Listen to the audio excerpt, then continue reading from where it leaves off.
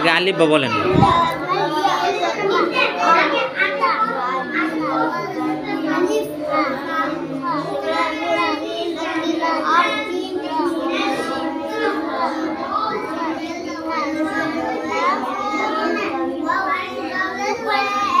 কই লিখছেন এটা আপনি কি কইলেন এমনি পড়া এটা আলিফ কই তারপরে বা কোনটা তা সা জিম কই হা কোনটা হা হা হা সোজা করে ধরেন এটা হা এটা হ্যাঁ কোথাটি দেখি এই যেমনে নাত কই আর কই নাত খাইছে কেটা পোকা